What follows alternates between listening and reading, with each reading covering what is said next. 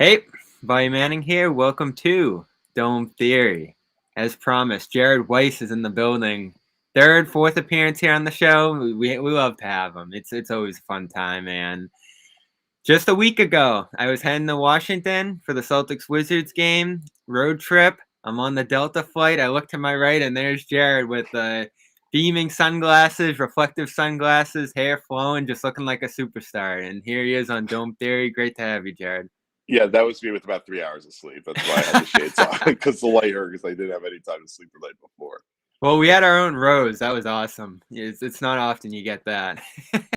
Yeah, because I was just on a flight the other night. I think it was from Miami, and I was stuck in the middle seat eventually. And thankfully, they actually moved me to the emergency row. I got lucky. I just asked, but that flight was insane. It's a lot. Most of the time nowadays, I feel like when I'm on a flight, it's either completely empty and I have the back of the plane to myself, or I'm stuck in a middle seat with like three people losing their minds around me. Yeah, or as it was last night, getting transferred to the bus, heading back from the Garden after Celtics Heat, packed in there, and some guys like, "Mr. T, it's a pandemic," but that's how it is. We're still gonna pack in everywhere, even in the middle of the pandemic. Jared, let's talk some Celtics because there are a million topics here to go through. You wrote a great piece earlier this month about some of the rumblings heading into the deadline. And I just want to go through pretty much all of it. And I think Marcus Smart's a good place to start because listen, we've been covering the Celtics for a while now, and the last 8 years, it's just been one big Marcus Smart debate. That's pretty much been the experience around this team here. And now he's on the upward trajectory of it again, averaging about 7 assists per game over the last 5 here, plus 118. And when he's been in the games, they've looked more organized. They've been absolutely dominant defensively. And ever since he returned from injury, there's been this turnaround with the team that extends before injury, has something to do with the schedule, of course, here. It's lightening up a little bit. But Smart's looked about as good as he ever has in a Celtics uniform since he's gotten back from COVID and the thigh injury here. And it's interesting that there's been those rumblings. You and Zach Lowe and many others have talked about Smart being out there. One of the players that's potentially available for other teams if the right deal is there. So I don't know how much this recent streak changes that or how you're looking at it, but Marcus Smart, I think, is the guy everybody's looking at heading into this deadline. Yeah, I don't think it's that different than it's been in the past. For Smart's always been available because he's always been good enough for other teams to think that he's the missing piece for them to be real contenders. And then it's always been is he good enough for the Celtics to be a contender with him as one of their core guys? And he's one of the hardest guys to evaluate the entire game because he's such an intangibles guy. And he's so great at everything you can't quantify. I mean, he is spectacular at everything you can't quantify. He is an incredible leader. And, I've reported stuff about the way his leadership has been reacted to in the locker room and things like that. But, like, at the end of the day, he's an incredible leader. He really is. And I feel for him that I think when he was earlier in his career, where they had a more established veteran team, I think his leadership was a lot more effective because that team could really ride the wave of what he brought to the table, while it just hasn't really been the case. And then there's also I think this is the confusing part, is that I've heard about this from a lot of people I've talked to around the league and the team, that there is a illness and that there's just the whole thing of when a voice has been around too long, eventually it gets tuned out a little bit. That was something that Brad Stevens admitted, something that myself and other people had reported on plenty over the last year or two about how that was kind of happening with Brad. And it's like, Brad, I think we're seeing it. Brad was one of the best coaches in the league. I think people kind of lost sight of that for a while, but he still admitted that that was an issue that he ran into, and it was part of why he made the move that he made. And I feel like that's happening with Smart, and it's not really fair to Smart because I feel like Smart kind of does just about everything you would want him to do to be the best player he can be. And there are just some things that he does that are that stick out as things that are out of control. And that kind of has a big effect, even if it's a little bit of a blowing up or inflating the importance of something that maybe isn't as impactful in a vacuum as you think it is, but it just feels that way because of the emotional narrative around him. But at the end of the day, like, he's the team's best playmaker. We've known that for a while. I think a lot of us were expecting Al Horford to step in and kind of go back to being the playmaker he was before, but they just haven't really utilized him in that way consistently. I think we've seen a little bit more of it over the last month or so, but it just isn't, they haven't really built the system through him as much as I thought they would. And I wonder if that's something that can change. We might not really find out, because I wouldn't be shocked if both of those guys or one of those guys gets moved in the next few weeks. But, I want to get to the Horford thing later, but sure, let's go. stick on Smart for now. There's just so much to go through there. So Yeah, cut me off. Yeah. it's been interesting with Smart this year, because you do kind of see that staleness. Like, that reaction from the team after he called out the Jays essentially after the Chicago meltdown early in the year was so interesting, because listen, Ime's criticized them too. I think there's been a movement toward accountability for everybody in the locker room this year under him. But when Smart said what he said after that game, the reaction over the next week or two there was, yeah, we might have had a point, but it wasn't great that got out there. I think Brad expressed that, Ime, as well as the Jays. So that was weird. And then even this recent interview with Jay, and the article that he did earlier this week that was outstanding too, I think that reflected the Smart experience this year, that he's tried to rein it in, be more conservative in his approach, fit a role that Ime wants him to be contained in. But there's still that sense. You see the quote that he says there, that he could do more. He could be a solution in these fourth quarters. He could be that playmaking point guard and the offensive general for this team. And I'm conflicted, because there are fans who legitimately feel he could be the every play point guard day in and day out for this group if he was just given the opportunity. But it doesn't feel like Ime or the group as a whole want to put him in that position. It was funny that Jay did that interview before the Atlanta game, because in that Atlanta game, he was outstanding as the point guard for 3 quarters. Then the fourth quarter, the ball got away from him. And, it was pretty much the story of what he said in that interview. So you do kind of see the group not fully buying into him from my perspective.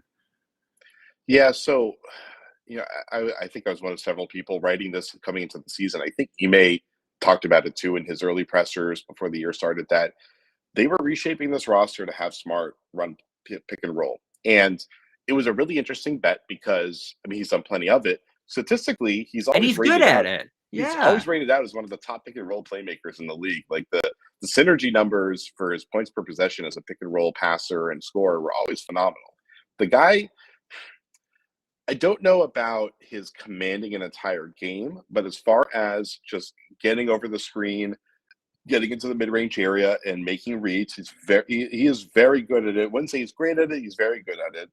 And he is good at reading defensive schemes and making adjustments. And I know that the last trip that I was on to Florida, where they played Orlando, Miami, and Dallas, that was like one of the first times I got to sit courtside for a game and covering an NBA game, because so few places in the country have that still. And the thing that blew me away was getting to actually hear his communication, his conversations with Ime. And the dude is really another coach on the floor. And on both ends of the floor, he is making so many adjustments. He's talking them over. He's calling out things for everybody. It really gave me something that I kind of already knew, but getting to see it up close gave me a deeper appreciation for his intrinsic value.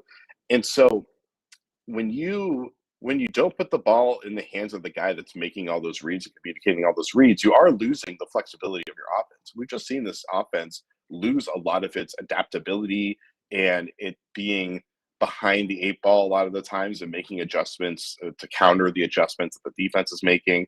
But at the end of the day, it really seems like this team's only real problem offensively has just been figuring out how to close out games. I feel like that Portland game where they didn't hit a shot in the last 7 minutes was kind of the quintessential game to epitomize this season. And not only that, the last play where it felt like they wanted to do something that didn't happen. And I don't know if it wasn't clear if Tatum just kind of took that shot and didn't run the play the way it was supposed to be, or if there was an option for him to shoot. But it was weird because Brown was wide open. I think the thing at the end of this team was built before the season to have playmakers across the board in a way to kind of bring back the bubble team that had Hayward, Smart, Brown, Tatum out there, where they had lots of playmakers across the floor, and they were able to kind of drive and kick or swing around. And every single time the ball would hit the second side, the guy that was attacking was a good playmaker that can make those reads. And this team was built to be the same way. and they just haven't really run that kind of stuff consistently. They've been too much of a spread, high middle pick and roll team, or ice. The funny thing is with this team, because of Tatum and Brown, pick and roll a lot of the time is really isolation, because you run a pick and roll just to get the switch and then bounce Yeah. back out into And isolation. I think they're still And second in isolation rate, which is crazy. yeah, it Because they're was not funny. very good at it. I think a lot of people that just kind of read the numbers, mostly kind of national people, will say Jason Tatum is terrible in isolation. He's terrible in isolation because the team is too predictable with their isolation. Like, he's one of the best isolation scorers in the league, I think. That's fair. The dude can get the shots off. And this year, he's really made a lot of progress in turning those isolations into playmaking opportunities. The problem is the team has just been too predictable at it. So he's getting so many isolation possessions where the team knows where who he's targeting, where he's going to work from, when they can load up their help and recover and stuff like that. So, I think it's fine that the team wants to keep leaning into it. I just think they have to put the ball in Smart's hands to start the play most of the time, so that when they do get them into isolation, they can't just set it up from the beginning. And we have seen some progress on that, but the schedule's been really easy lately. They just killed Miami. Miami was missing their two guards. It's like, it's not these wins. And they've blown games against some really bad teams. The Clippers Yeah. undermanned the Timberwolves. Even the Blazers. I know they're playing better lately, but that was not a good game to lose. No, the Blazers loss was insane. Like, that was absolutely insane. Horrible. And they've done this numerous times this year. And that's why I look at when people view the season, and it's kind of a mixed reaction because they've been better lately. You say, oh, they have a great net rating. They've been awesome quarters 1 through 3. It's just, they've blown a few games here or there. They have blown more games in these fourth quarters than I could just ever imagine a team doing. And they've done it so consistently that it's hard to just kind of overlook that as a fluke. So that still is their fatal flaw that they really haven't gotten over. I know they had that nice win over Indiana at home. Brown was pretty good in the fourth quarter in that game playmaking. But it's just a blip on the radar. They have to get much better. And Atlanta was another situation where they were just horrible in the fourth quarter. So to wrap up the Smart thing, here's my view on it. I wonder how you look at his candidacy for a trade going into the future. I'd love to package him up into a better player with picks and other salaries or other young guys, whatever it's going to be. And John Collins is the guy I've always looked at who was like, could they make that work? Would Smart benefit Atlanta enough? Do you throw enough picks at them?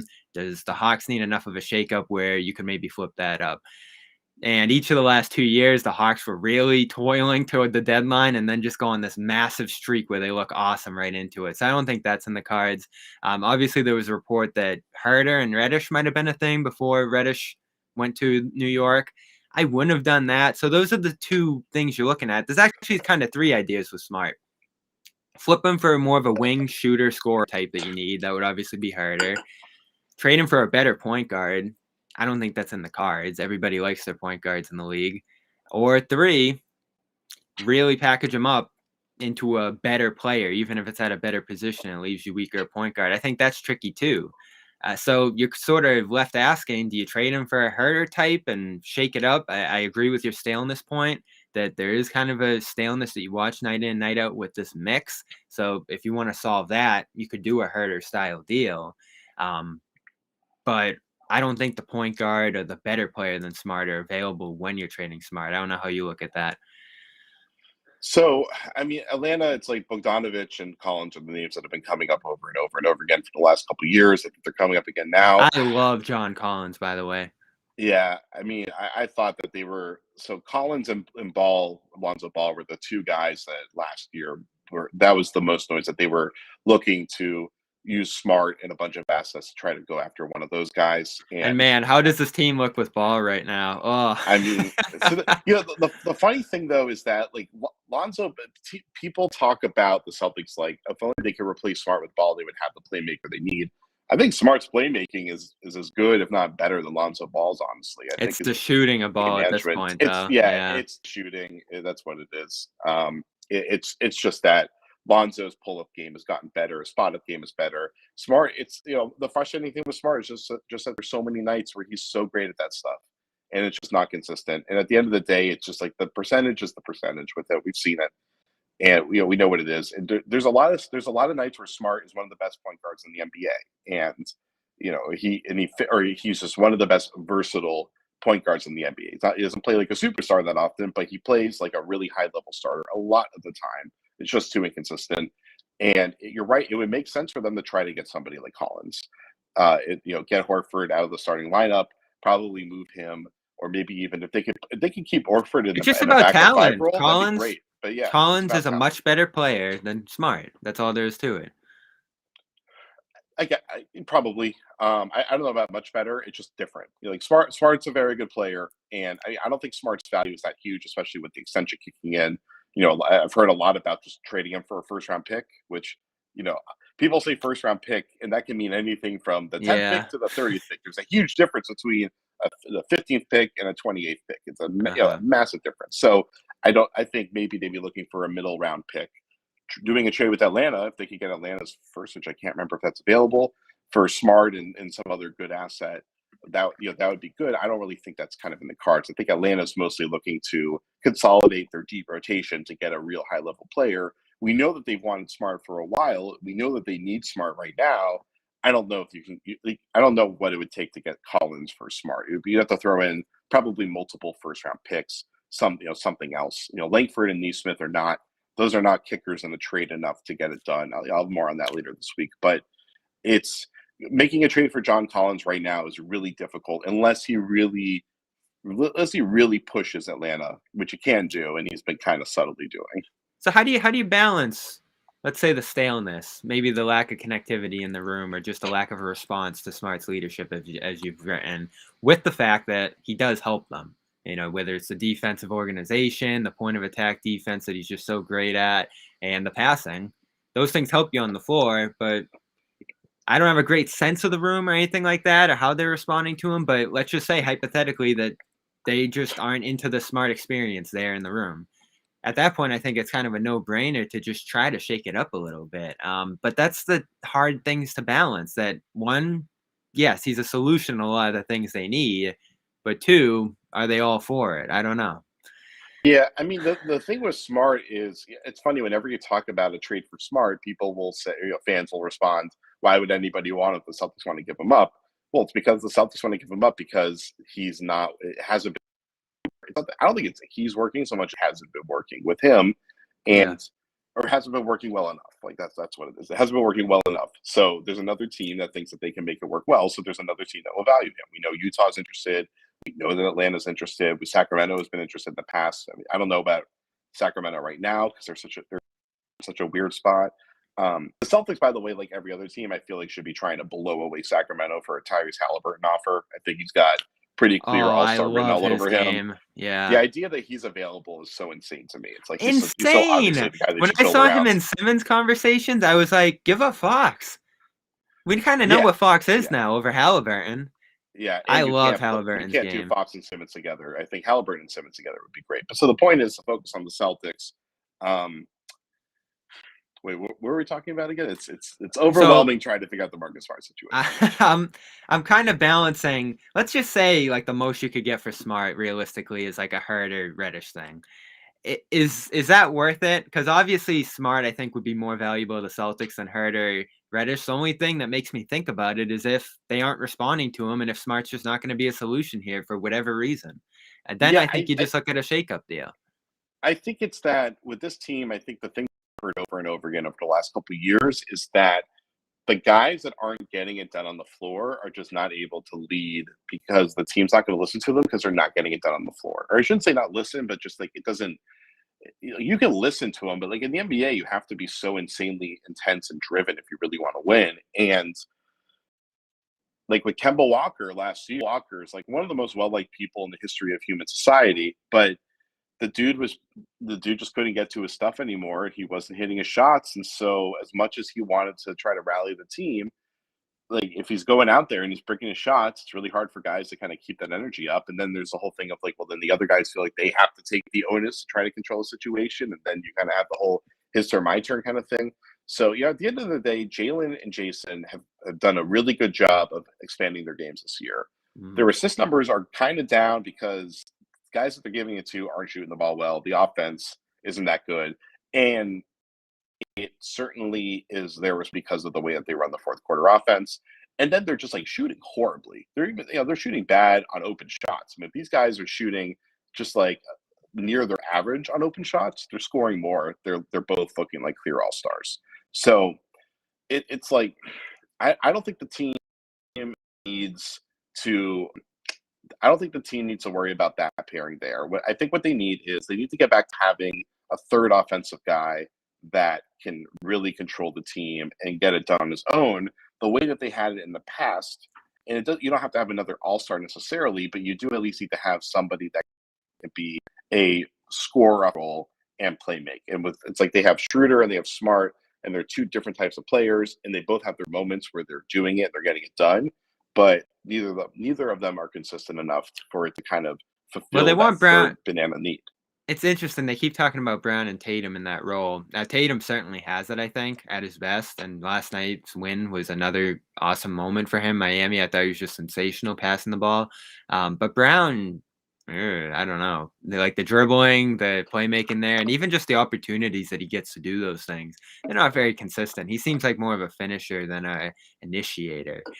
Yeah, So if you are looking at it and you're the Celtics and you say these are going to be our playmakers, that sort of puts Smart in an off-ball role, and we know he's not great in that role. So that's another consideration there. That is he really helping you that much offensively if he's off the ball? And they need to believe in him too in those spots. The thing that like really makes me think about what you and others have written when it comes to the responsiveness to Smart is Brown and Tatum are kind of being called upon to make the decisions, right? Like Ime's not doing a ton of micromanaging from the sideline. He's not, calling timeout and saying put the ball in Smart's hands. Like he's trusting them to do these things to help them grow. and he's not Eh, calling a ton of plays either.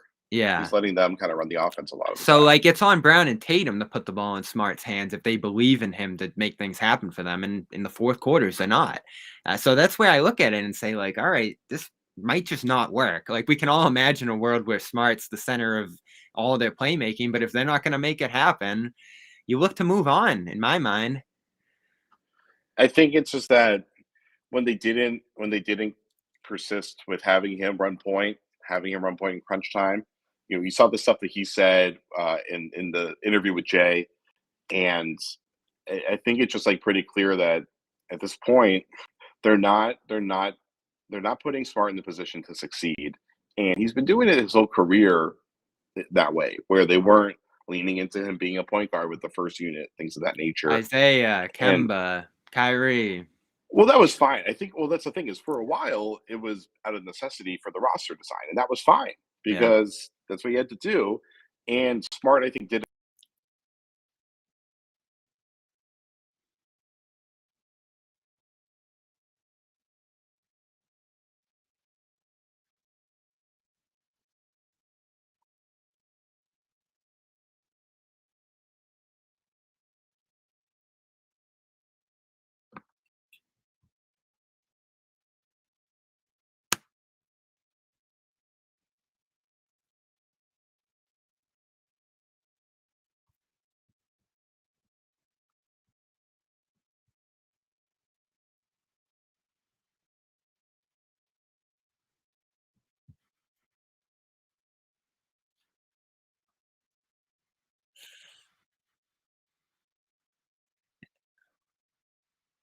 And they do keep going back to that. Like that's where I haven't been a big Ime critic this year, but when people freak out about that, I'm like, all right, you got a point. Smart and Schroeder together is just,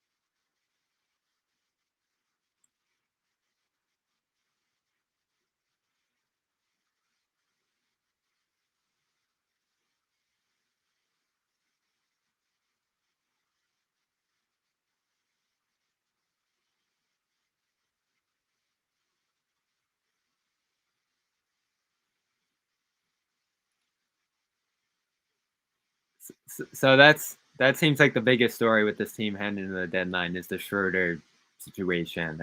He's been great as a starter.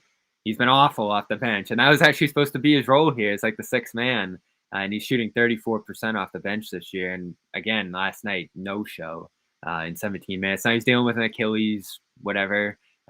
So maybe banged up a little bit, but overall this year, his success and failure has sort of been dictated by whether he's starting or sitting. Now, everybody loves to blame this guy. I mean, I have not seen a more I haven't seen a more hated Celtic in a Celtic uniform than I don't even know among the fan base. Like this might be the most hated Celtic in my.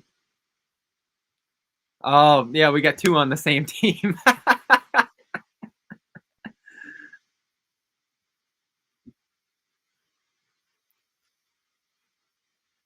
Schroeder's a really good offensive, let's just say a scorer. He's a really good scorer, really good finisher. Yeah. And that's helped them because they've needed scoring, especially when guys have been out.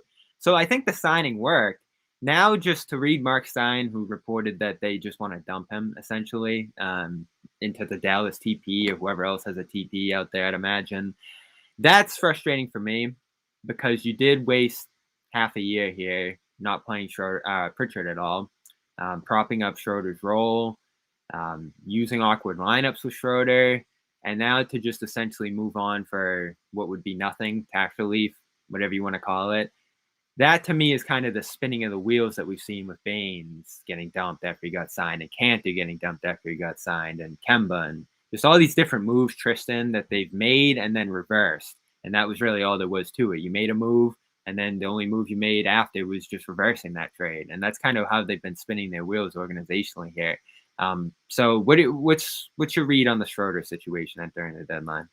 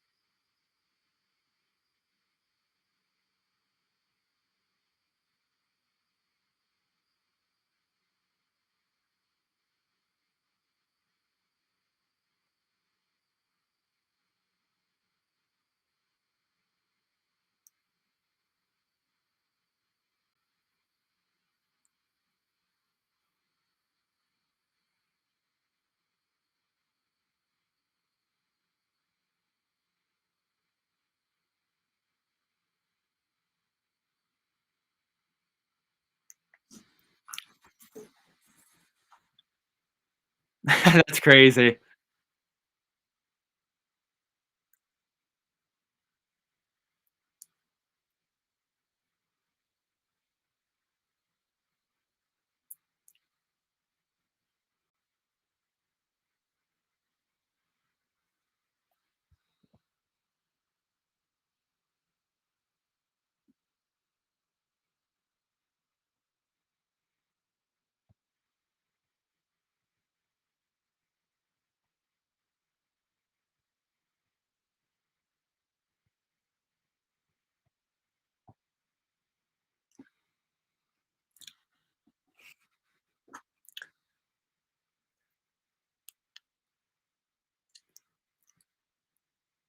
So this is weird. I'm seeing the commenters. They think I'm ignoring them. For some reason, I guess they can hear me. They can't hear Jared live as we record this, but I can hear Jared loud and clear. So I'm hoping this records. I think it should for the official podcast version of the replay later that we'll re-upload. I don't know what's going on or why they can't hear Jared. I guess they can hear me. So I guess the live viewers are kind of screwed here, but we'll roll on. We'll wrap it up shortly. That's the Schröder deal. I don't even know where I was going to go from there, but yeah, people not hearing Jared in the chat. Sorry, everybody. I don't know how to fix that live here, but we should be good on the recorded side. So that's Schröder. We talked a ton of Smart. Is there anything else happening around the league or on this? Oh yeah, let's hit Horford. So you did write that Horford is potentially available. That's obviously a massive salary. It's something of a salary relief for any team that would get him if they want to go in that direction this offseason. But there's a partial guarantee, so I think that kind of limits that. But I don't know. Like this deadline in particular, do you think there's a real chance Horford can move? Because he is helping them on the defensive end right now. And that salary is just so big. I don't know how you match that unless you're trading for something like a Harrison Barnes or whoever who has a pretty big salary that would actually come back and help you. Like, what would a Horford trade look like next week?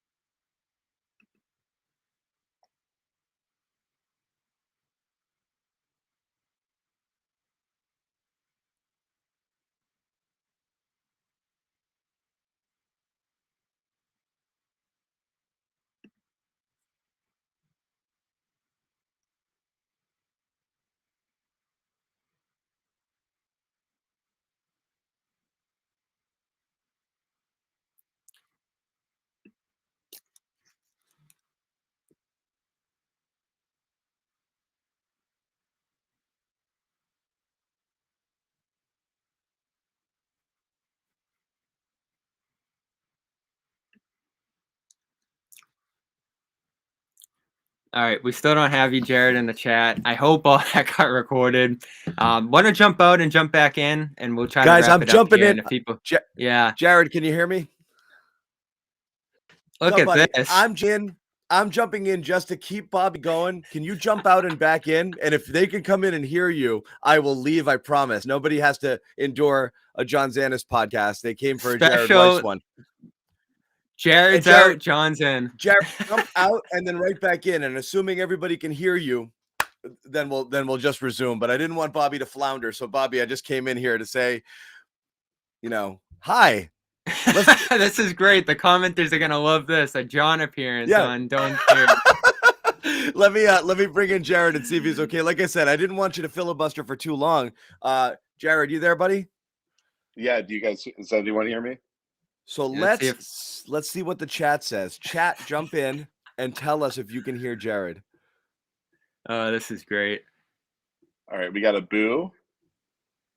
Is he They're back? just mad. They're mad that I'm here, Jared. Yeah, they didn't want to see Zanis. Some are okay. It sounds like wow, they got you. Yes, They got him. I can't believe this. I'm sorry, everybody. Bye, guys. See, John. It's not you. The thing glitches sometimes, and for some reason it doesn't work that way. So I'm gonna take off. But yeah, resume. Okay, good. AL can hear Bearded Man now. I'm going to repeat everything I just said for the last half hour. Why don't we do another like 15 minutes just so we can kind of go through some of that stuff? Yeah, we'll see what the recording does too, but we can mess around with the power of editing. I just didn't want it to get messed up during the live. The chat was furious. They were. It would be really funny if Bobby this whole time couldn't hear me and was just reading my lips and responding to that the whole time. Yeah. Or just saying whatever. Anyway, have a good rest of your conversation. Later, guys. Good to see you. All right. So just for the chat, let's hear Cliff Notes version.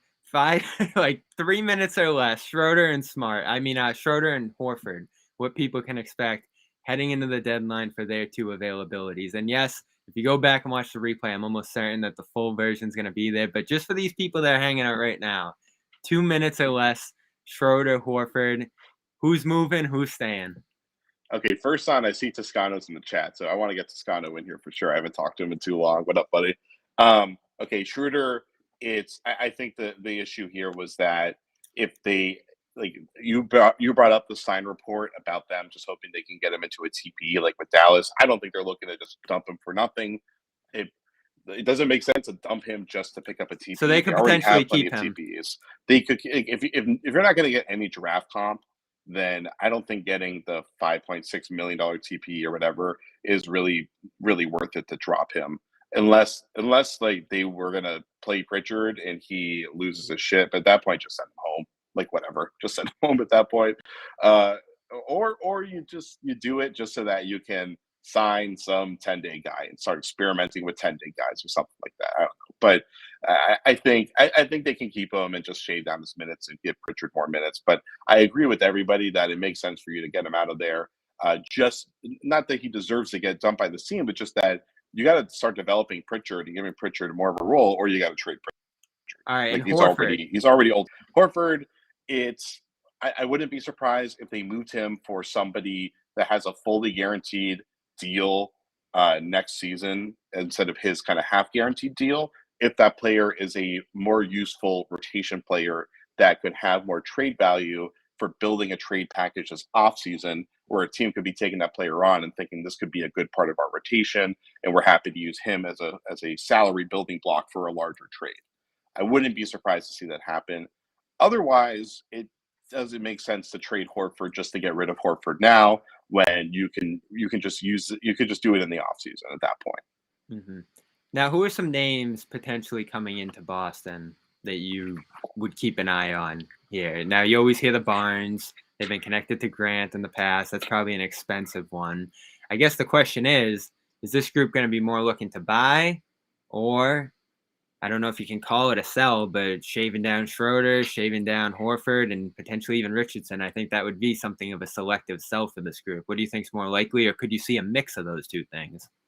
Yeah, you could see a mix of those two things. I think that would be very confusing, but actually makes some sense. That I really do think all the moves at this point are really just trying to improve their positioning to make trades in the offseason. And this team, the thing with this team is in the standings, they're close enough that like they're not completely out of it. They're close enough that they put things together over the last 30 games, and suddenly they got a shot at making a bit of a run here in the East. I don't see enough at this point to be confident in that, but I would not be surprised if they make an incremental step forward, bringing in somebody that's a good perimeter on-ball scorer or playmaker, or both ideally, to get a little bit better this year, as long as you still maintain viability on the trade market this offseason. So, they have, like, Josh Richardson is an interesting guy where he's been kind of good at everything for them, but he's not quite great at one specific thing. And even though he is shooting well from the field or from deep, he's not taking that many shots. And so I wouldn't be surprised if they try to move him for a more high volume scorer from deep, or a more on-ball point guard type. I think that their thought is that their defense is good enough, it's been good enough this year that they can kind of sacrifice a good, well-rounded player like him to try to get more of a specialist that they can at least trust to be a smarter playmaker or smarter scorer, or at least a deeper scorer than like Dennis Schröder, who has filled a lot of that offensive role for them. So I wouldn't be surprised to see them make that move. Wouldn't be surprised to see them kind of strip this down and try to get better draft picks. I wouldn't be surprised to see some of these recent first round picks like Langford and Neesmith or maybe Pritchard get tagged into trades to try to do that. I don't get a sense that there's a ton of faith in the young core beyond the Williams guys to really, really grow here. And there's going to be, the team has first round picks to utilize to get new guys in. None of those guys, I guess Pritchard's been solid for his draft position, at least as of last year. But like Langford and Neesmith haven't really shown you much so far to think that their trajectory is still as a lottery pick. Yeah, it's been really rough for them. And to be fair to them, they got brought into situations where they had to kind of reshape their game a little bit, and that's a really tough adjustment. It takes several years to do that, but we just haven't like with Rob Williams. At least I saw very clear growth year to year, and even though he still kind of sucked for a few years, I could see the way his game was reshaping very clearly, and we haven't really seen any of that for Neesmith and Langford. Grant's done a good job reshaping his game for sure as a shooter. Williams is doing really well. His growth curve is looking really good right now. Rob obviously is looking really good right now. Rob, I think especially the last month and a half, has really, really kind of fixed a lot of the issues that we were seeing earlier in the year. He's honestly, at this point, I wrote about this like a month ago. I think they need to start running through the high post with him a little bit more and use him as a playmaker better. Use him Brown talked about it too. Yeah, like I think all these guys see that, and I wouldn't be surprised if when they change up the roster, hopefully change up the roster after the trade deadline, that they start utilizing him in different ways. Because I think Rob there'll be some changes here. Yeah, I mean, even with the recent success, you can still parlay that into better offense, more of an offensive fit, somebody in that role. The picks, I do think you have to start looking at moving at some point, just because I think they're their only way to improve realistically. You don't have the younger players on the roster to give up. Probably have to replace that with some picks. Now, the one other thing I saw in your report, and we will get you out of here in just a minute, Jared, their interest in a center. I found that interesting. I do find that fitting, actually, though, because there's such a low rim rate team in terms of getting shots off per game at the basket, and they don't really have a center who they can throw the ball into and just get a post touch there. Rob's a great pick and roll guy above the rim, but it's not a play that you do more than 5-6 times a game. And oftentimes he's almost passing out of that position too. So is that like a Montrezl Harrell type? Is that like someone expensive as Miles Turner? I wouldn't think it'd be with Rob's future here, but what's kind of your read on their interest in a center? Yeah, I mean, I could see Nurkic being like a pretty clear target. I just think Nurkic probably is going to have too much of a market from other teams. But I mean, there's a lot of work to be done with Portland. I think Portland is a team that's really open for business. They are in a different spot than the Celtics because their timeline, I think, is ticking a little bit louder. Dame is injured for a while. CJ has been, CJ, I feel like it's in the same situation as Smart, where it hasn't been working for long enough that even though he's clearly a good player, like at a certain point, I mean, that's a guy you can throw the ball to inside and he's going to score a ton of points. He had 27 against Boston that night? He was, yeah. And he alternates between being a great defender and a mediocre defender. Like I remember the Celtics played him earlier in the year and they destroyed him and it was like embarrassing. And then I watched him play like a week later and he completely destroyed another team with his defense. I mean, the guy's very much all over the place. But he's an all-star center on his best nights, as like we saw in that last Celtics game. And he's huge. So he is a massive human being. Yeah, and you can if they just like traded the guys like someone like Langford and Neesmith and something else to kind of build that trade around, like Richardson, just for someone like Nurkic.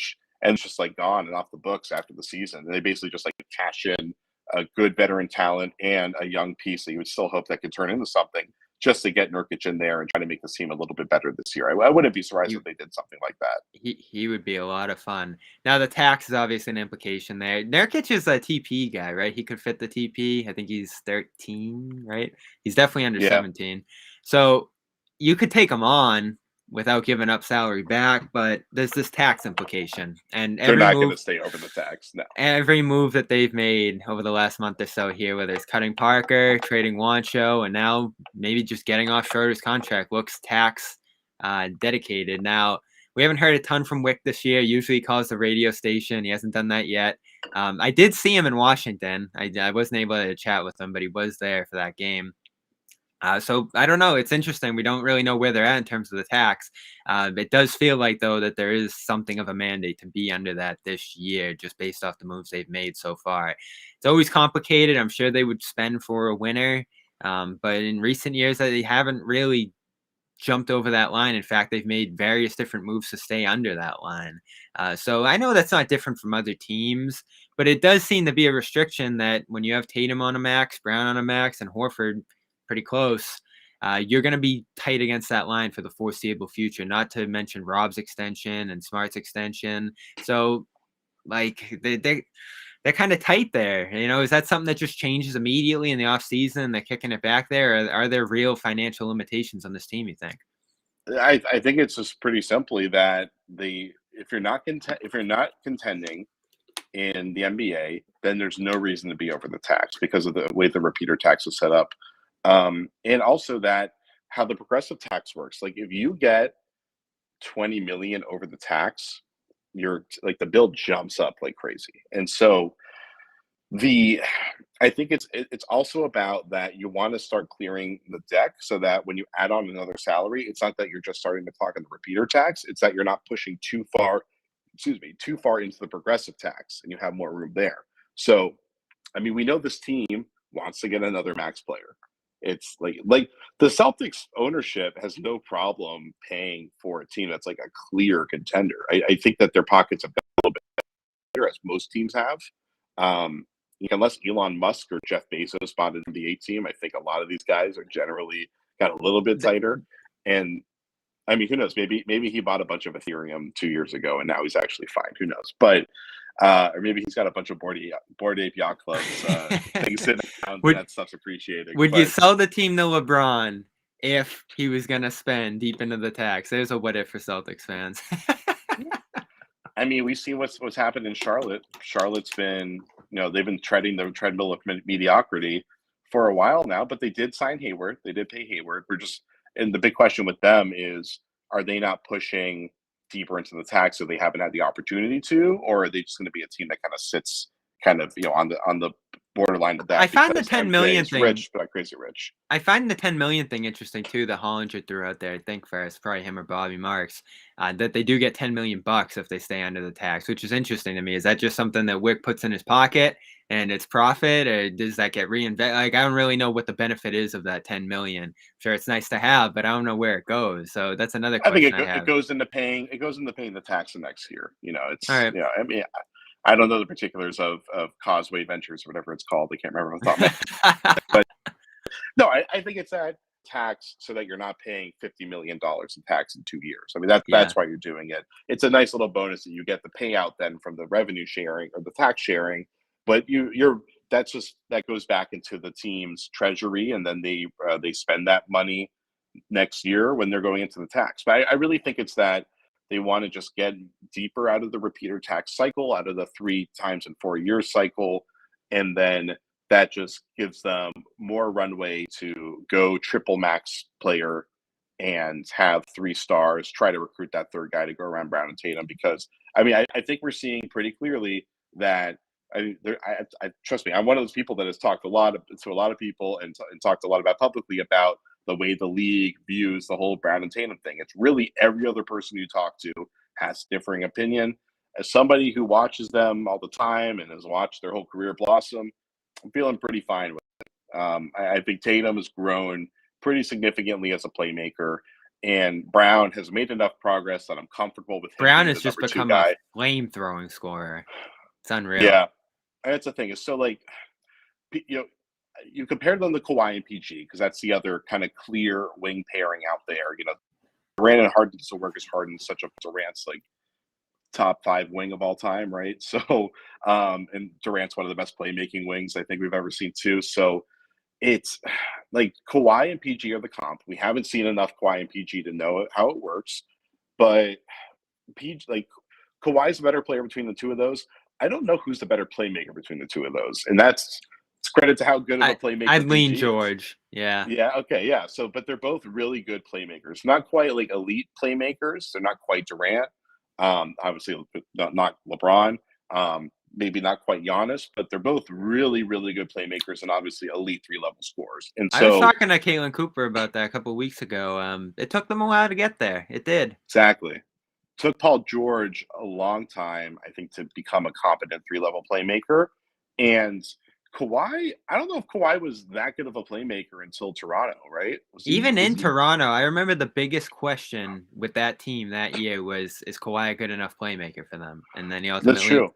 ultimately was. Yeah, I mean, Kawhi in his And first you had year with Lowry the helping you out, yeah. Yeah. But Kawhi in his first year with the Clippers was unbelievable as a playmaker. Like, it was, I think it kind of got under I love talked the little about. he palms the ball and he's just kind of shaking it around and then he fires it Oh my somewhere. God. Man, I miss Kawhi. But the way that like Kawhi can get to the baseline and make the Spurs hammer pass to the corner, the way he can just like palm the ball and just like whip it out to the weak side shooter on the elbow from the baseline, that's stuff that Tatum is starting to do. And I had a big piece last year about how Tatum was kind of turning into Kawhi offensively. And actually, you could say on both sides. So Kawhi's physicality on defense is at another level. His instincts are at another Tatum level. can be But such a good defender. yeah, I mean, Tatum at times is pretty phenomenal defensively, but he's mostly a kind of off. Tatum's probably more of like a less good Giannis as a defender. He's more of an off-ball help Shorter. rotation guy. Yeah, if he was 7 feet, he'd be Giannis. Yeah. Yeah, Giannis has a different level of intensity and physicality and competitiveness that Tatum doesn't quite have. With all due respect to Tatum and us respecting his quiet competitor thing, there's still you still see the way that the intensity manifests in guys like Giannis. Yeah. Even Kawhi, like Kawhi's at a different level, even though he's that same kind of quiet, fierce side. But Tatum's made progress. I mean, everything about Tatum to me says he's still on track to be an elite MVP caliber player, as I've been saying for years now, except that his shot has just been crap this year. But Giannis, by the way, would be Syracuse player. Did you see that? Did you see that weird story this week? No. He went to Syracuse for some reason, and who knows how they got him up there for a game. And Syracuse.com did get the quote, "If I could have went to college, I would have gone here." So How they have that. Would have been to see him in a zone defense. I mean, I don't watch them anymore, so I don't know. But that would have been disappointing. But he would have been awesome. 2013 Giannis in college would have been dominant, but I don't think it would have been at Syracuse. Like for me at this point with Tatum, I think my only questions about his ceiling are just mindset and it's with mindset. It's not about it's not like a doesn't care thing. This boy cares, we know that, or this guy cares. I don't want to say boy, but this guy cares.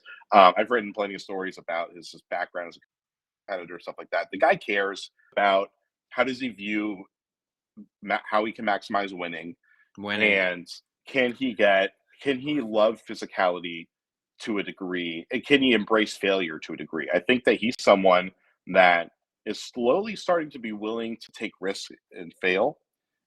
And we are seeing that he's being more willing to give up the ball with the risk of failure. He's defaulting less to taking his turnaround ISO jumpers and stuff like that in crunch time. I think we're seeing growth in that.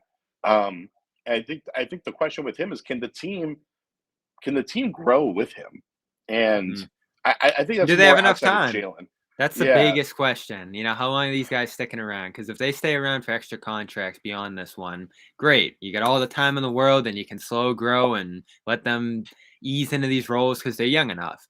But the youth is counteracted by Brown being 2 years away once this season ends, and Tatum being 3, I believe, after this year ends. So the clock does start ticking in terms of putting a winner around them. So that's why you do want to see them start to proactively improve and not just dive under the tax and, punt on this deadline and, shave off some pieces and go young. I'm fine if they go young. I don't think they're going to do it. It just doesn't seem like they are that invested in the Romeo Neesmith stuff. In fact, they might even move off those players at the deadline. That would probably be less surprising to me than them propping them up the roster. So on the other end, that has been explored. I know that. What's that? Propping them up? Moving them. All right, that's more on that to come. And not for the sake of just like dumping them because they're not working out, but just like they are available trade pieces. And I think I reported this last week or 2 weeks ago. Their price is not that high right now. Yeah, and they're still showing up in a lot of the trade stuff that I'm hearing, which tells you that if they're not looking to guys through their low value period, then that means that they're ready to try something else. And I get it. I get that. And sometimes in the NBA, like you got a guy who's talented, he's not in the right situation, and you just have to give up on that, and he flourishes somewhere else, and it makes you look like you're a failure. But sometimes it's like, it will not work in your situation. Yeah. And it's not like, we know Romeo Langford is a good player. We know Aaron Neesmith is a good player. I mean, the funny thing with Langford is Langford hasn't really lived up to his potential for a while now. Like going back to high school, I still don't think he was living up to his potential. I think his potential is still a lot higher. But the things that he did well at the lower level, he doesn't really ever get to do any of that stuff. Like I think one of the reasons we talk so much about trading Schröder to make room for Peyton Pritchard. How about trading Schröder and or Josh Richardson to make room for Romeo Langford to run point? Like Romeo I'm all Langford was a for it. point guard basically. I'm all And for it. What this yeah. team is missing right now is a direction. If they want to go young and slow build, start that now. You're probably overdue to do that. If you want to ramp up and go in a more veteran, reliable contributor direction and buy some guys, I think that's smart too. But you can't just keep towing the line here, or you're gonna run out of time with Brown and They Tatum. have In to. my mind. They have to buy better. So last year, we got to get back to the Jalen point. So last year they started over, played the young guys, and they sucked. They didn't suck. They were mediocre. They were slightly below average. They were much worse last year than they were this year. I think people forget that. I guess. I mean, not this team is record, still just how I felt and how they looked and how awful they were defensively and just much less solid. At least this team kind of has like a solid identity, I guess you would say, on the defensive end. Yeah. They were not as talented, but they also didn't fail as spectacularly as this team does. No. And they have the COVID thing.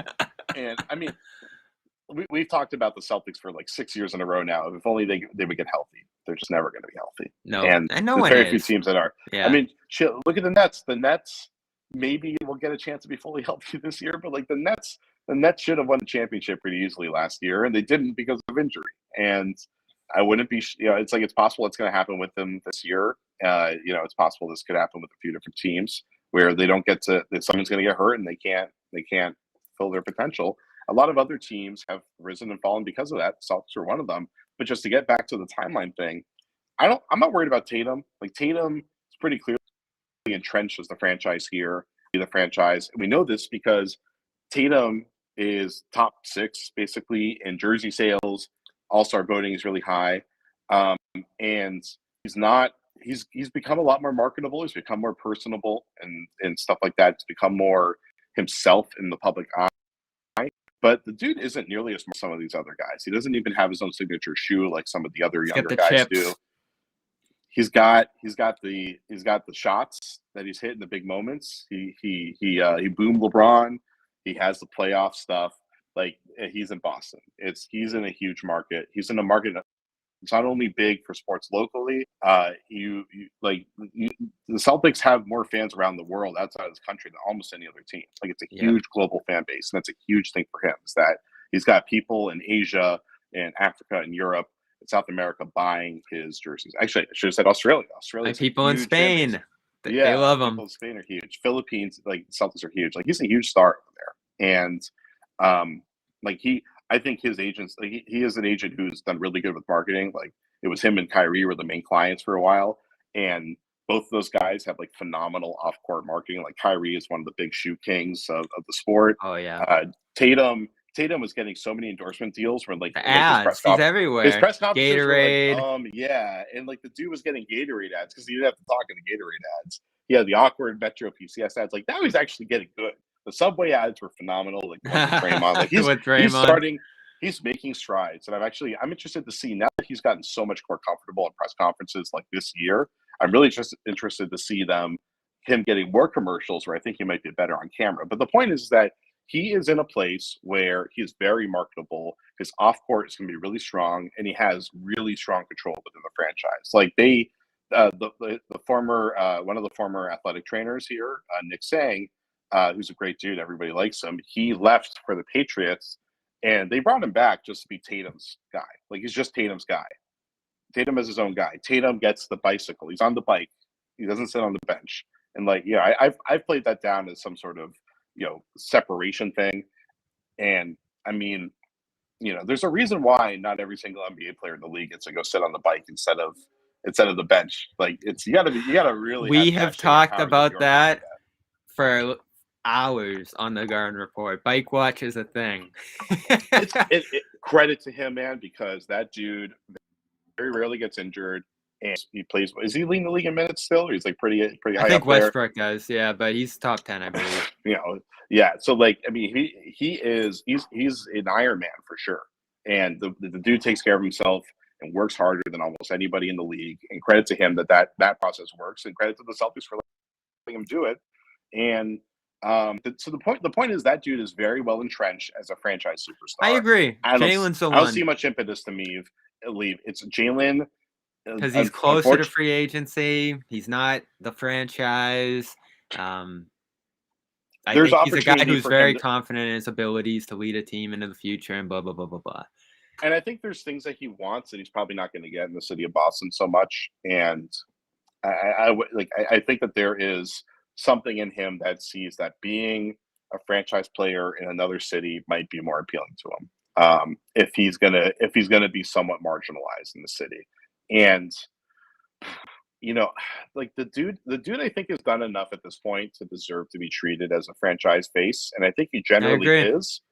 But I think from his perspective, he's probably just thinking like, I'm doing everything that I need to be doing to get that treatment. And Tatum at the end of the day is still the one talked about. And that's because frankly, like Tatum's the dude that he was the dude scoring 50 points in the playoffs more consistently. And like credit to Jalen, like you knew Jalen wanted to set that agenda this year when he came out and he scored 46 on opening night. Like he wanted to make that point. Now they're both scoring. They both are getting 50-point nights. They're starting to score 30 points in the same game as each other. Like they're doing the stuff they need to do to make that thing work. I think it's that like it works with the Clippers. Well, we don't know if it works with the Clippers, but I think it could work with the Clippers because both PG and Kawhi have already gotten their chance to be the franchise guy. They've already done all that stuff. Obviously, Kawhi has already achieved pretty much everything you can in the league. I think Kawhi wanted to just run his own franchise, and that's what he got with the Clippers. Like Kawhi, it's tricky. Kawhi has more power in that org than almost any player in the NBA has with their team. Maybe like LeBron's the only one that has more. PG, I think he's pretty satisfied with what he's got there. It certainly seems. And this is the Brown conversation. It's not can they work together, can they play together? It's does he stay here beyond the 2 years? And at some point you get close enough to that maybe you don't get maximum value for him because of his closeness to free agency. And I love him. I think he's my favorite Celtic at this point. I think his potential is enormous. But if they're not going to be championship contenders together right now, and that allure of leaving and having your own franchise brightens within the next year and a half here, and maybe they end up losing him for nothing at that point. That's where it gets scary because then there's so little around Tatum at that point that you're a year from Tatum and he's like, all right, is this a situation for me? That sort of plays into the eventual Tatum. I agree with you. I'm not worried about Tatum at all right now, but if you just end up letting Brown walk out the door for nothing in 2 years, different situation. Now, you got to get a ton for him, right? If you're going to do that deal. I don't know if you get a ton for Brown if you end up shopping him eventually. I think it's probably less than people would imagine. But I'm not there yet. I don't think they're close to that point yet. So that's a conversation for another day. Yeah, like what would be really interesting is what if Sacramento offers like Halliburton, most of their rotation, with Halliburton in there. What if they even included Fox? The one that appeals to me most? Memphis. Like Triple J? Yeah. If they throw him in with Bane or Clark or something like that, you get kind of their underbelly of depth. I don't think they would throw Jackson in though, so I'm probably a no on everything else. I've heard that's a non-starter for them, and he's going to get really good really fast. Yeah, a lot of people have thrown out Bane and Anderson and who am I forgetting? There's Dylan Brooks. Oh, Brooks, thank you, Brooks. Some other stuff. It's an interesting proposal, and Bane's another one of these guys where he's old enough that is he the same age as Jalen? He was an older guy coming out for sure. Yeah, Desmond Bane is 23 and Jalen's 24, right? So it's like that is crazy. That differentiate Chris Duarte coming in at what's he 24, the rookie? Yeah, it's crazy the range. I forgot Jalen turned 25 at the beginning of the year. So 2 year age difference. It's like I would not expect Bane to get that close to Jalen's level. I think there's still like a pretty clear gap between those guys. As much as I really like Bane, but that's a downgrade that's a downgrade with not nearly And that's what enough happens upside. when you trade a star. You downgrade. You get a bunch of stuff, and it usually doesn't work out, and you almost always lose that trade. There's Yeah, one I for mean- ones you could dream of, like Lillard. I don't know if that's a thing anymore. He's too old, too expensive. Beal. I'm past the whole Beal thing at this point, especially the way he's I would played rather this have year. Jaylen Brown than Bradley Beal. Yeah, Like, I today. felt that way for a couple of years, and I think it's even more so this season. So what are you getting if you trade Brown at this point? That's what everybody's gonna really think about when Yeah, they I think throw you're that hoping for proposal out there. I think you're hoping for a D package, so not quite a Drew package. The Drew Holiday package was the picks and then the players they didn't really need. It was you're looking for something closer to the AD package where it's a couple good young starters and a few picks. You're not going to get 5 picks, maybe like 2 picks and one potential all-star and one good young player. And like Sacramento was a team that could do that. There's a few other teams out there like that. But that's if you can get Halliburton, then I don't know. It's Halliburton's one of those guys where a lot of people I talk to think like he's clearly going to be an all-star.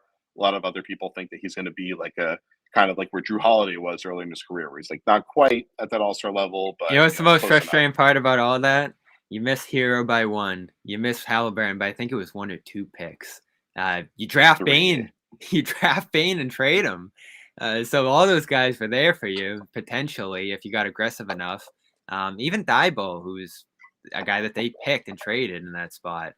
These are all guys that could have helped them. So I mean, I know it's tough. It's tough. Grant. It's what ifs for everybody, but I think I don't have any issues with the Thibault trade. I think they need a player like Grant more than they need a player like Thibault and I think those guys are pretty comparable at this point.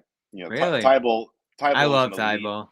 I love him. Like he's an elite on-ball defender. He's a really good help defender, and he is like an okay offensive player. Well, I think Grant already is like a pretty good help defender. I would say he's starting to become a good point of attack defender in a few different roles. He's a really good shooter, and he's starting to make some progress as a passer, attacking closeouts. So he blocked Hero last night on the drive. That was impressive. On a nice switch. Yeah, I mean, he's been good this year.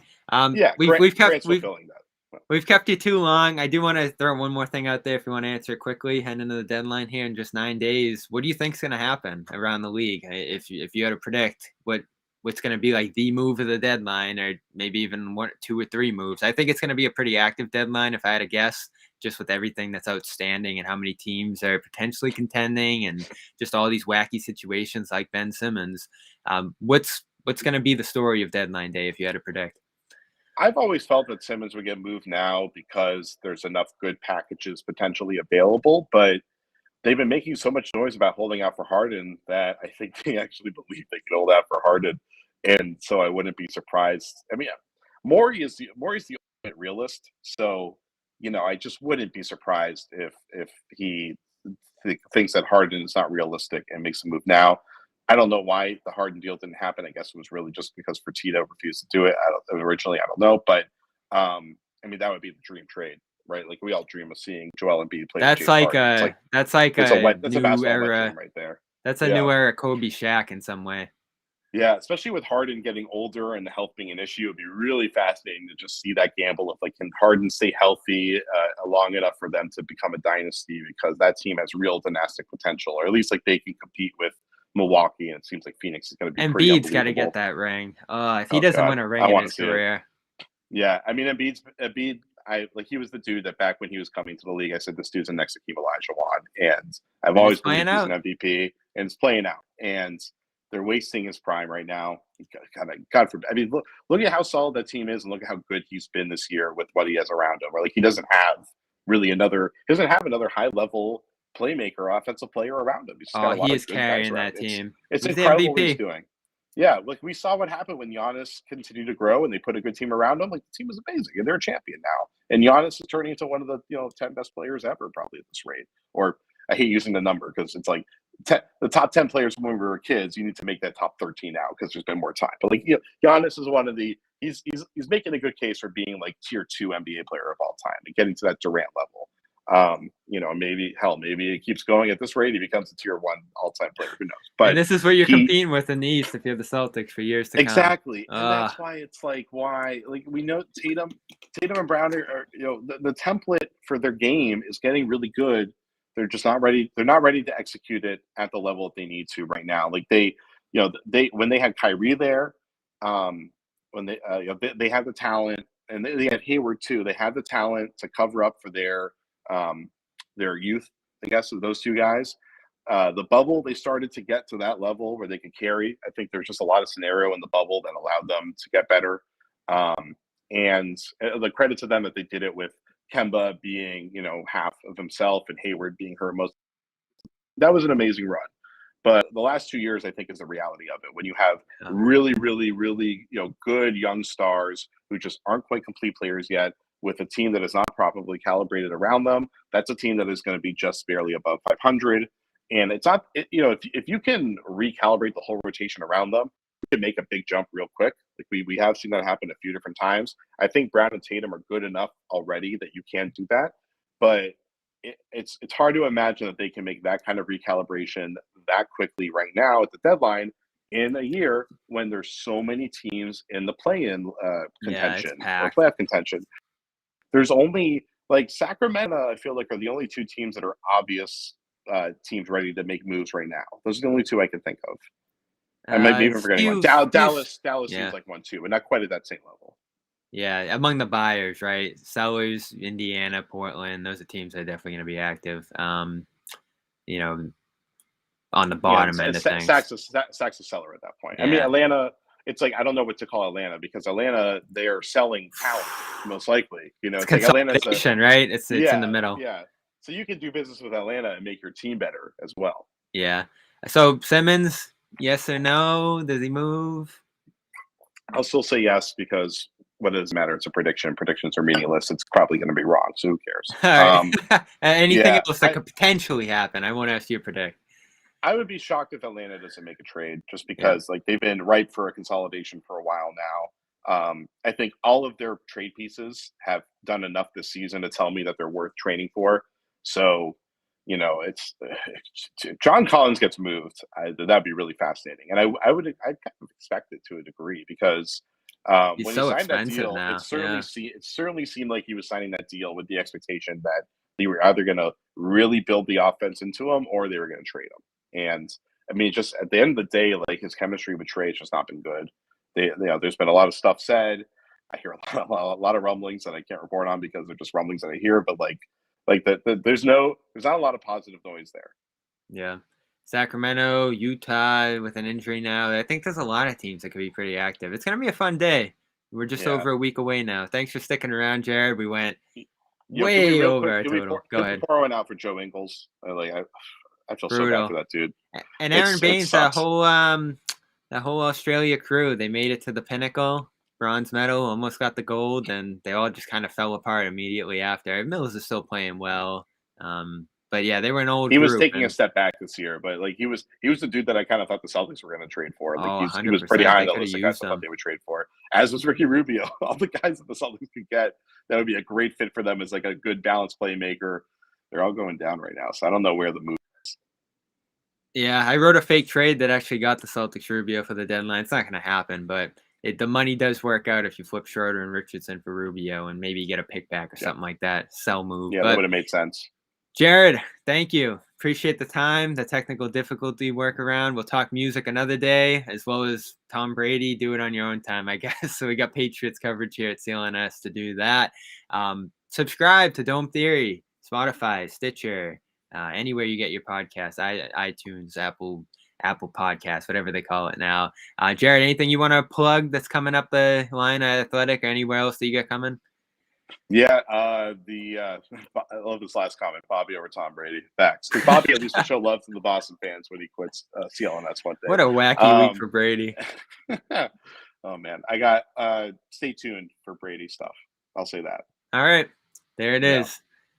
Let him hold it. Jared, thanks so much. Keep up the great work. We all enjoy reading your coverage at The Athletic there. And miss you, Celtics blog side and CLNS. So keep up the good work, and we'll see you on the road.